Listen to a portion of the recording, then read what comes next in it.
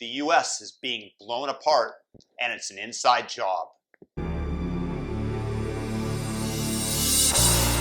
Many of you guys have been following the election. The results coming in early were Donald Trump, Donald Trump, Donald Trump. The left, of course, has warned us that there would be the red mirage where it appears that Trump is winning on election night, but then the mail-in ballot starts to seep in.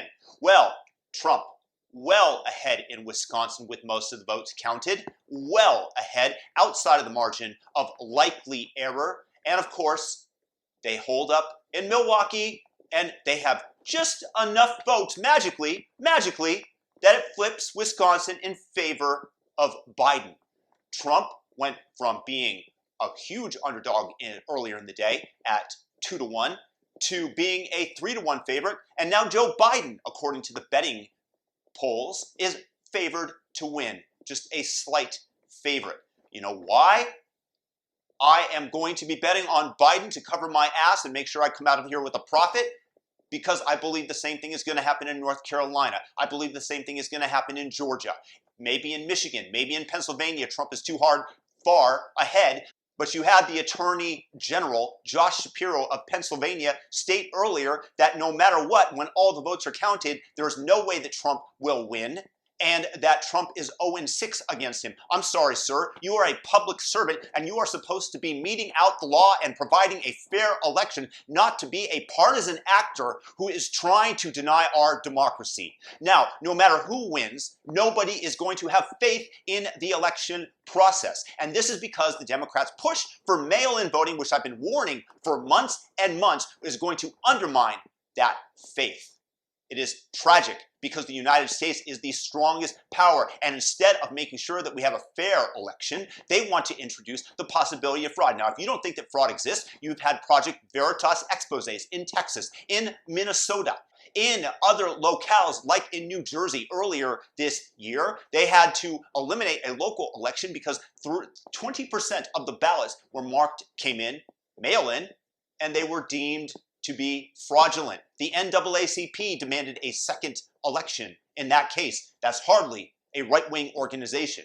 Mail fraud has existed, and I will be willing to bet that's what we just saw take place in Wisconsin. I really don't see any ifs, ands, or buts about it. It just so happens that it magically crosses the threshold that might give Joe Biden the victory in that state.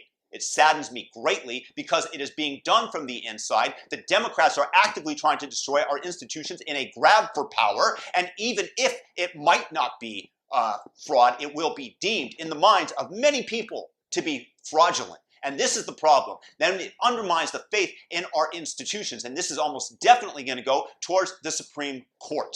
I'm really upset by what is going on because I love America. And if you haven't been outside America, you don't know how fortunate you are. And you have seen power that is being ossified, not from a direct election, not from a result that is reflective of the electorate's will according to the rules outlined by the Electoral College, but rather being subverted by power-hungry Democrats.